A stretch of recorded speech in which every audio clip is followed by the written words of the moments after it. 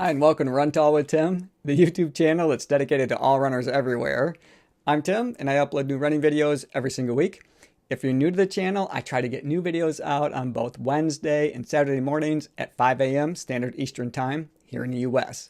If you want to save yourself a little time, I tried to make that easy for you. If you open the description, there you're going to see where I've created some chapters. Just click on the timestamp for the part of the video that you want to watch, and it's going to take you right there.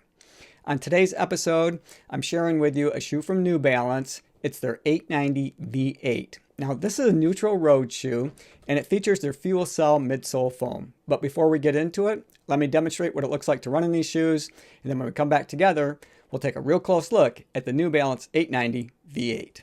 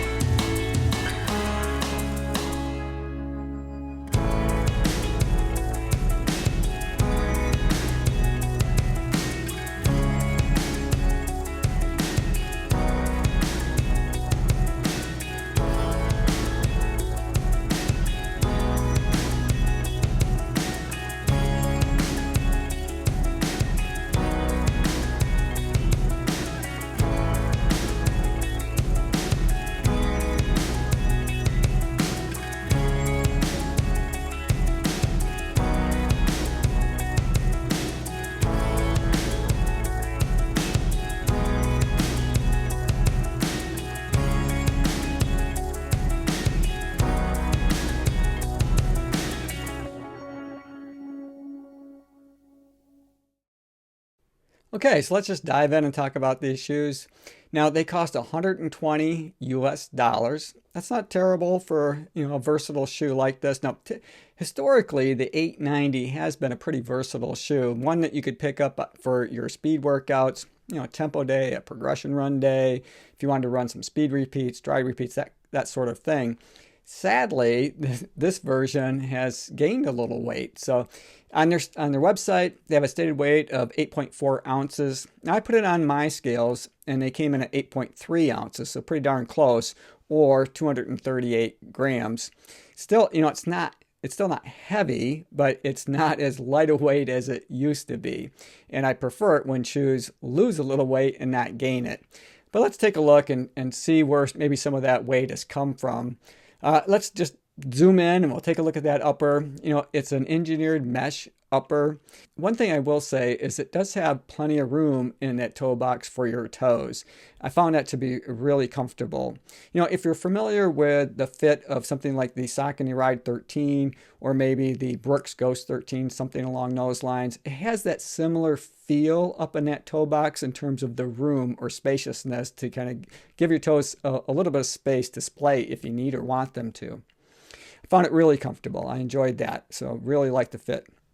As we zoom around or pan around to the side of the shoe, you can see that they've got that gray band along with their New Balance logo there. Now, that's a pretty thick, heavy-duty plastic overlay, but what it does is it strengthens and takes all of the stretch out of that engineered mesh material, so that gives you the opportunity to cinch those laces down and create a nice banded feeling across your midfoot to lock you in to the shoe and get a nice good heel lockdown.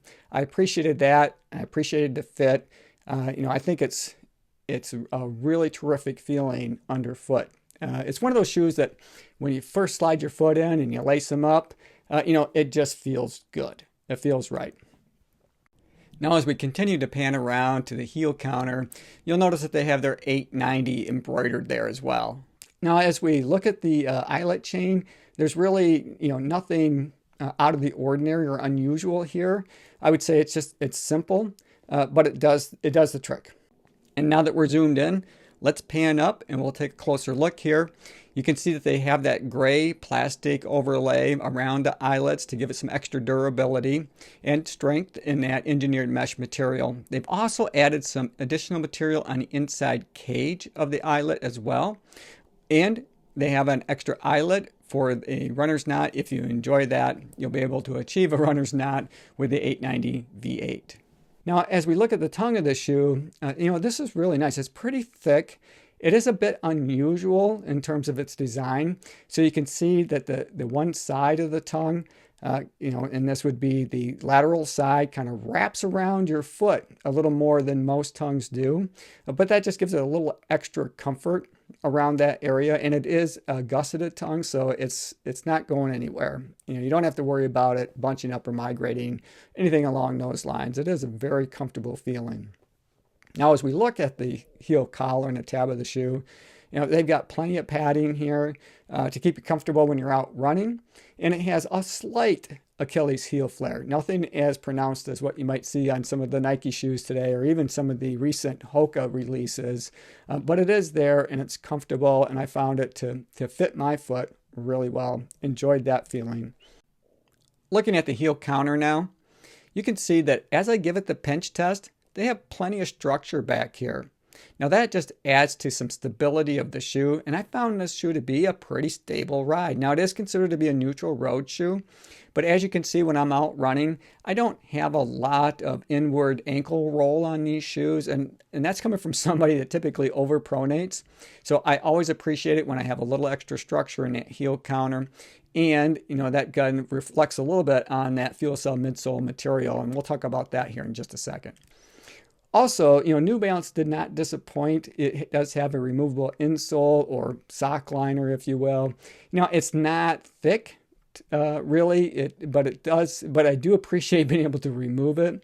Oftentimes when I'm out running, and this probably happens to you guys as well, that my feet will get wet at times, whether it's because of the weather or if it's my feet just sweat or whatever the case might be. So it's really nice to be able to pull that sock liner out to clean it up, let it air dry, what have you, wash it and then be able to put it back in. That's just a little thing that I always appreciate when they include it in shoes. Or you may want to change it out and put something different in to give you a more customized fit. But you do have the ability here with the New Balance 890 V8. Now let's turn and we'll look at the midsole. Now this is their FuelCell midsole foam from the heel to the toe. And it's more of a flat, really. It's got 25 millimeter stack height in the heel and 19 millimeters in the forefoot. So it has a 6 millimeter offset from the heel to the toe. So, compared to a lot of the other shoes that are out there on the market today, I'd say that's a relatively lower stack height. It's really along the lines of what you'd see in a Hoka shoe, which typically are around a 5 millimeter offset. And then you got Nikes that average, probably around 10 millimeter offset, somewhere along those lines. So a little bit lower offset than what I've seen in some of the other shoes that would fall probably in the same market. But I felt it was pretty comfortable. Now on their website, they say that the FuelCell material was tuned to give you a soft yet responsive ride.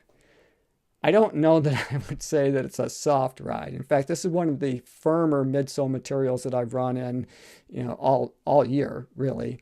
Well, I'm gonna back that up and say throughout the 2020 season up until now, because it's January 2021. So I've only ran in a handful of shoes so far this year. But looking back over the course of the last 12 months, this is one of the more stout midsole materials that I've run in. It doesn't mean that it was not pleasant. I just can't agree with their description of saying that it's a soft ride underfoot, because I didn't really get that impression at all. It's really much more responsive, and I did feel like I had good ground contact, but it was smooth and it felt good. It just wasn't soft. So let's flip these shoes over and we'll take a look at the outsole, see how they're protecting all of that FuelCell midsole foam that they have underfoot. And as we do that, we can see that they've placed rubber in all of the high abrasion areas where you're going to need it. So you can see that blue rubberized material that's around in that heel area. Then they have that gray rubberized material also in the high abrasion areas where you're going to need it the most. Also, as we look at the outsole of the shoe, you're going to see where they have that green diamond-shaped pattern. Now that's a REVlite foam.